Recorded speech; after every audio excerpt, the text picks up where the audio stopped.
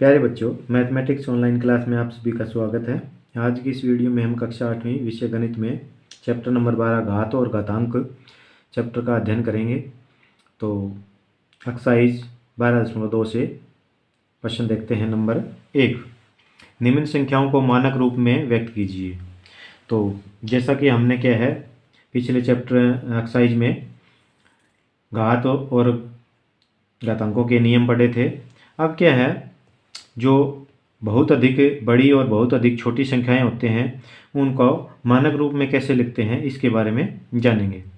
तो संख्या है 0.00 यानी कि 1 2 3 4 5 6 7 8 9 10 11 12 और 13 अंक छोड़ के इसमें क्या है दशमलव है। तो इसको पढ़ना बड़ा मुश्किल है। तो इसका मानक रूप क्या होता है कि किसी भी संख्याओं को एक अंक तक दशमलव हो, यानी कि इसको अगर ये 8.5 होता है यहाँ, यानी कि एक अंक छोड़ के दशमलव इसमें इकाई का एक अंक हो, तो क्या है ये इसका मानक रूप होता है। तो इसको मानक रूप कैसे लिखेंगे, पहले इसकी दशमलव खत्म करते हैं। तो इसको लिख सकते हैं 85 बटा में 1 2 3 4 5 6 7 8 9 10 11 12 13। तो 1 2 3 4 5 6 7 8 9 10 11 12 13, यानी कि नीचे एक के आगे 13 जीरो लगा देंगे तो इसकी दशमलव क्या हो जाएगी, ख़त्म हो जाएगी।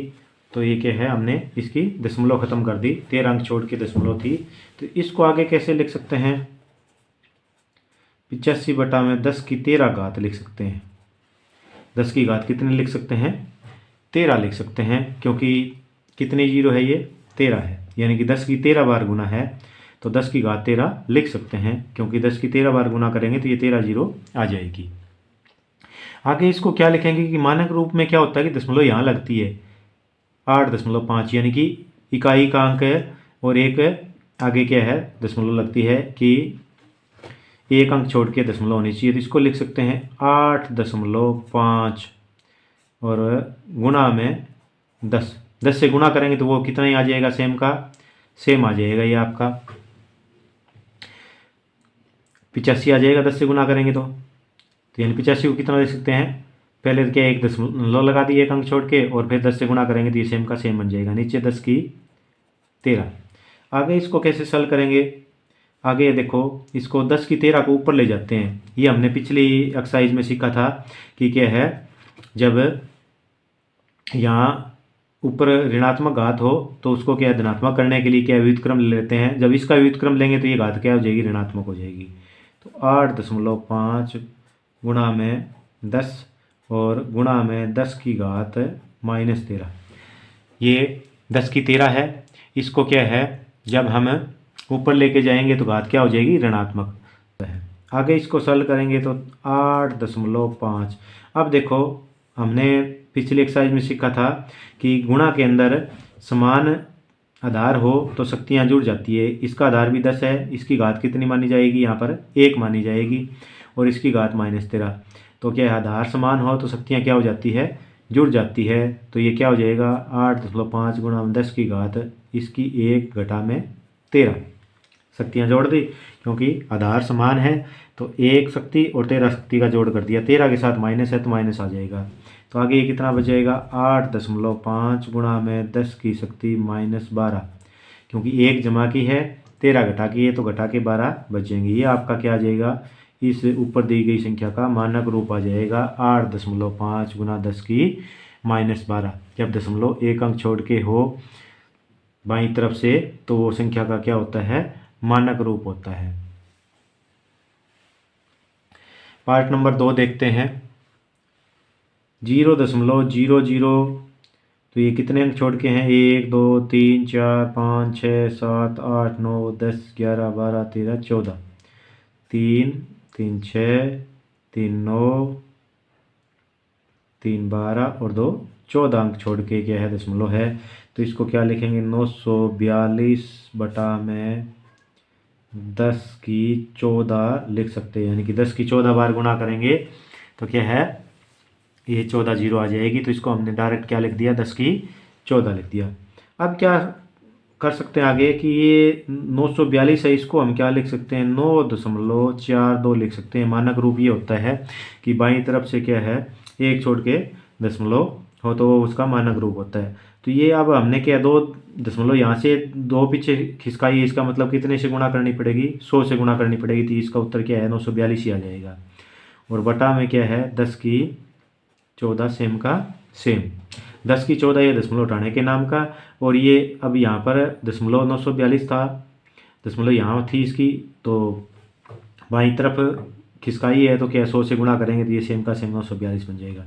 आगे इसको सॉल्व करेंगे तो क्या आ जाएगा, यानी कि इसको हम लिख सकते हैं 9.42 गुणा में 10 की 2, 100 को क्या लिख सकते हैं, 10 गुना 10 100 लिख सकते हैं। और नीचे 10 की 14, यहाँ पर 100 को क्या लिख दिया, 100 को लिख दिया 10 की 2, क्योंकि 10 गुना 10 100 होता है। अब इसको आगे करेंगे 9.42 गुणा में 10 की 2 गुणा में, इसका क्या कर लेते हैं, व्युत्क्रम लेते हैं। 10 की 14 है, ऊपर लेके आएंगे तो 10 की क्या हो जाएगा, -14 हो जाएगा ये, क्योंकि माइनस वाले का व्युत्क्रम लेते हैं तो प्लस में हो जाता है, प्लस का व्युत्क्रम लेते हैं तो माइनस में हो जाता है। तो ये हमने पिछले एक्सरसाइज में रूल सीखे थे। तो अब 9.42 गुणा में, अब ये दोनों देखो आधार बराबर है, आधार बराबर है, गुणा के अंदर शक्तियाँ क्या हो जाती है, जुड़ जाती है। तो 10 आधार बराबर है, इनकी शक्तियाँ कितनी है, 1 की 2 है, 1 की घटा 14 है। तो ये शक्तियाँ क्या हो जाएगी, 2 और 14 का जोड़ हो जाएगा। तो ये आगे कितना आएगा, 9.42 गुणा में 10 की शक्ति 2 जमा का 14 घटा का, तो कितनी आ जाएगी, घटा की 12 आ जाएगी। ये इसका क्या है, मानक रूप आ जाएगा ऊपर दी गई संख्या का। आगे इसी तरह नंबर 3 देखते हैं।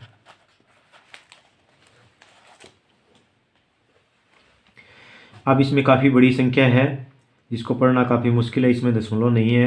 तो इसको कैसे लिखते हैं, 602, आगे जीरो गिन लेते हैं, कितनी है 3, इसमें दशमलव नहीं है, ऊपर वाली में दोनों में दशमलव थी, ये बिना दशमलव की संख्या है, काफ़ी बड़ी है। ये छोटी संख्या थी, बहुत छोटी, जिनको पढ़ना मुश्किल था। ये बहुत बड़ी संख्या है, तो इसको क्या मानक रूप में लिखते हैं, 3 3 6 और 3 9, 3 12, 1 13।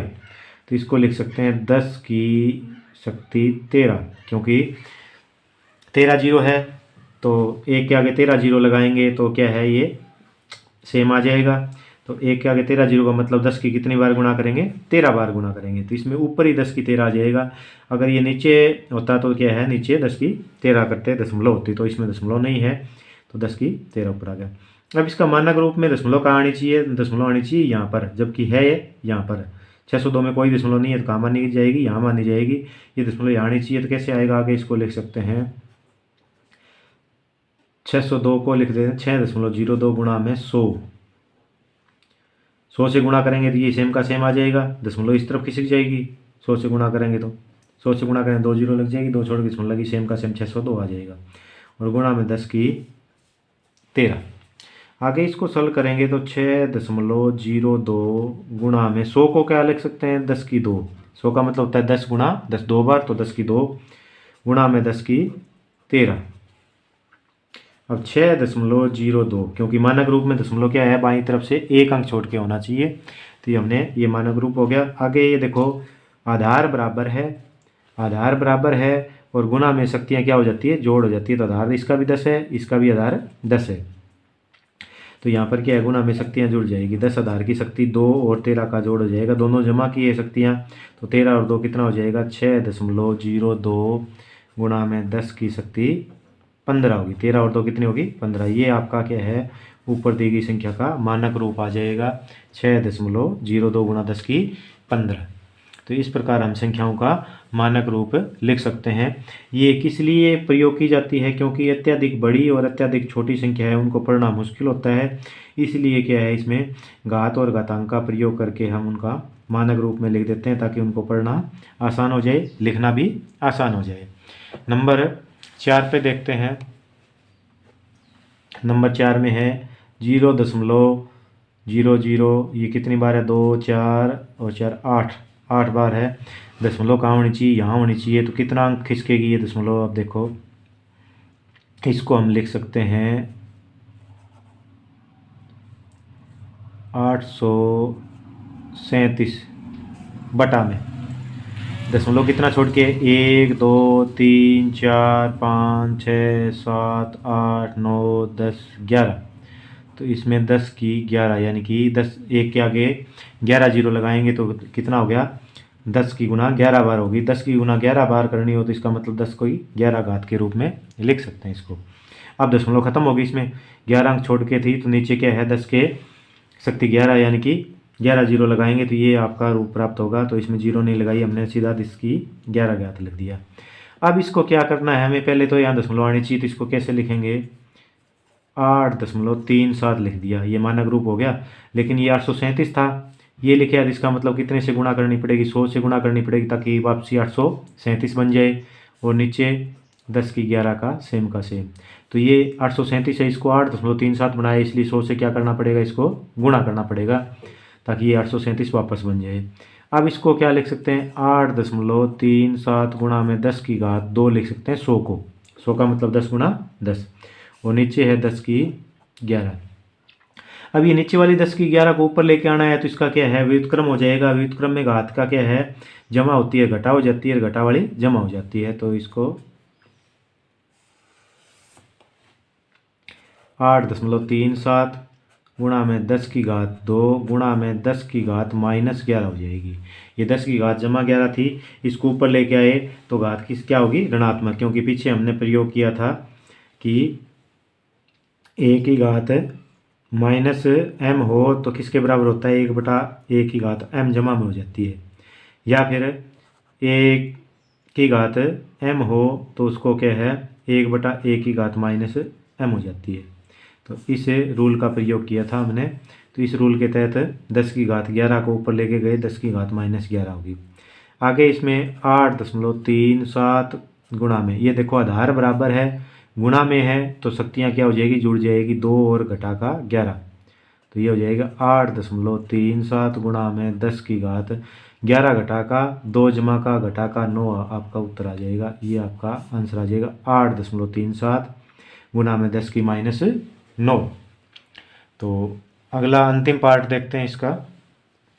इसमें है 1 2 3 4 5 6 7 जीरो है इसमें, तो इसको लिख सकते हैं 3186 गुणा में 10 की 7। इसमें दशमलव नहीं है, केवल जीरो है, तो जीरो है तो 3 और 3 6 1 7 जीरो है तो 10 की 7 यानी कि एक के आगे 7 जीरो लगाएंगे तो इसका मतलब होता है 10 7 बार गुणा है। तो आगे इसमें मानक रूप में दशमलव यहाँ होनी चाहिए, तो इसका मतलब क्या करेंगे इसको 3.186 गुणा में, अब ये दशमलव यहाँ थी इसमें कोई दशमलव नहीं थी, यहाँ मानी जाएगी, यहाँ से खिसका के यहाँ लेके आए हैं तो कितने अंक है 3 अंक खिसकी है तो इसका मतलब कितने से गुणा करनी पड़ेगी 1000 से गुणा करेंगे, सेम ये 3186 प्राप्त हो जाएगा गुणा में 10 की 7 सेम का सेम आ जाएगा। आगे है इसमें अब 3.186 गुणा में, ये 1000 का मतलब क्या होता है 10 कितनी बार गुणा है 3 बार, 3 जीरो है ना इसमें, तो 10 की 3 यानी कि 10 गुणा 10 गुणा 10 करेंगे तो यही सेम आता है और गुणा में 10 की 7। अब देखो इसको हम मिला देते हैं नियम का प्रयोग करते हुए, आधार बराबर हो शक्ति क्या है जुड़ जाएगी, आधार समान हो तो 3.186 गुणा में 10 आधार बराबर है तो 10 की शक्ति 3 और 7 का क्या हो जाएगा जोड़ हो जाएगा। तो आगे क्या आ जाएगा ये 3.186 गुणा में 10 की शक्ति कितनी आ जाएगी 10, 7 और 3 10, ये आपका क्या आ जाएगा आंसर आ जाएगा। तो इस प्रकार के हम इनके मानक रूप के रूप में लिख सकते हैं। आगे प्रश्न नंबर 2 देखते हैं।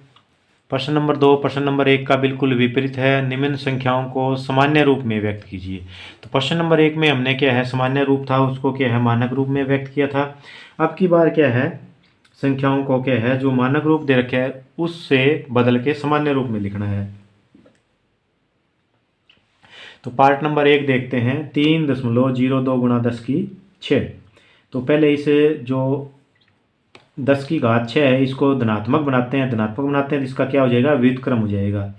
तो 3.02 और इसका व्युत्क्रम आएगा तो क्या आ जाएगा 10 का व्युत्क्रम 1/10, 1/10 का मतलब बटा 10 आ जाएगा, 10 की घात 6 हो जाएगी।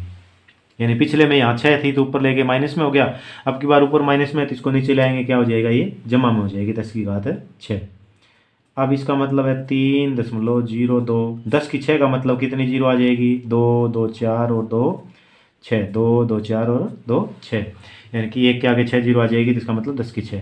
अब पहले से दशमलव यहाँ है, 6 नीचे जीरो लग रही है, इसका मतलब क्या है, बाईं तरफ और खिसक जाएगी, कितने के अंक खिसक जाएगी, 2 2 4, तो 6 अंक और खिसक जाएगी, इससे आगे 6 अंक और खिसका दो इसको, यानी कि दशमलव लगेगी इसमें 6, यहाँ पर दशमलव है तो 1 2 3 4 5 और ये 6, यहाँ दशमलव लग जाएगी, पहले यहाँ पर थी, यहाँ से 1 2 3 4 5 6 अंक और किसका दी, क्योंकि नीचे 10 की 6 यानी कि 6 जीरो है, तो ये क्या आ जाएगा, आपका आंसर आ जाएगा 0.00000302, ये आपका क्या है, सही उत्तर होगा।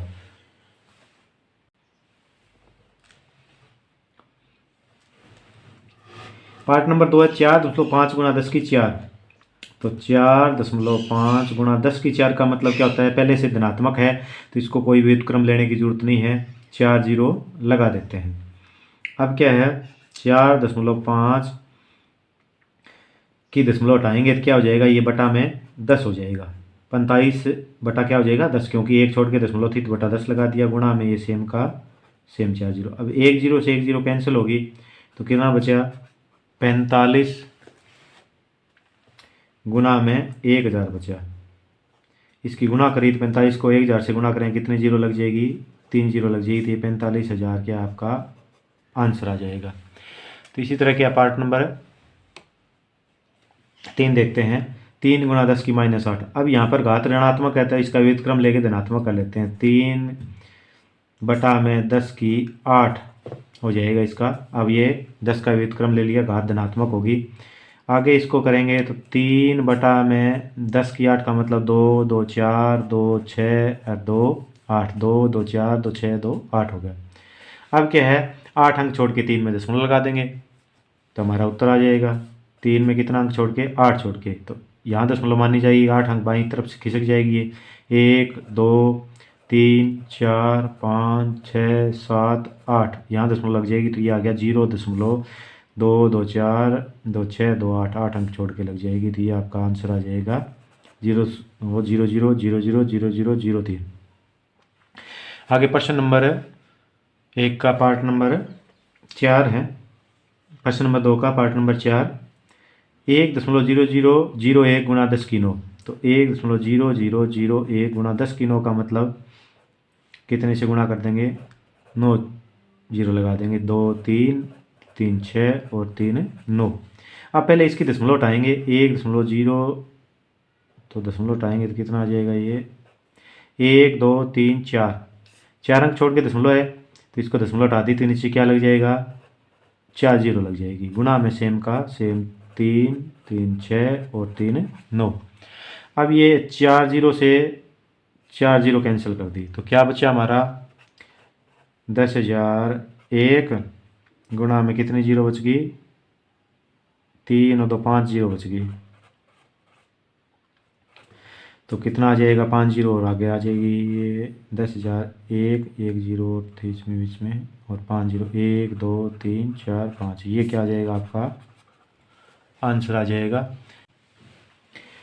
पार्ट नंबर 5 है, 5.8 गुणा 10 की 12, तो 5.8 गुणा 10 की 12 में दोबारा जीरो लगाते हैं, 1 2 3 4 5 6 7 8 9 10 11 12, तो 3 3 6 3 9 और 3 12, दशमलव हटाएंगे तो 58/10 हो जाएगा, एक अंक छोड़ के था, गुणा में 3 3 6 3 9 और 3 12, एक जीरो काट दी कितनी बच जाएगी, 58 के आगे कितनी जीरो, 3 3 6 3 9 2 11 बचेगी, 3 3 6 3 9 और 2 11, ये आपका क्या आ जाएगा, आंसर आ जाएगा।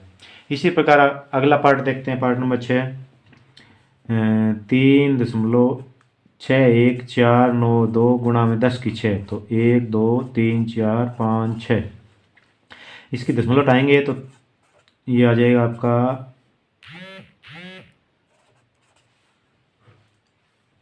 बटा में 1 2 3 4 5, 1 2 3 4 5, 5 अंक छोड़ के दशमलव 5 जीरो लग गई बटा में, ये सेम का सेम, 2 2 4 6, 2 2 4 2 6।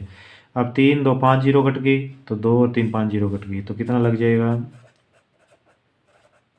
1 जीरो लग जाएगी, 1 जीरो बची है, तो ये आपका क्या आ जाएगा, आंसर आ जाएगा। तो इस प्रकार हम संख्याओं का सामान्य रूप से मानक रूप और मानक रूप से सामान्य रूप में व्यक्त कर सकते हैं।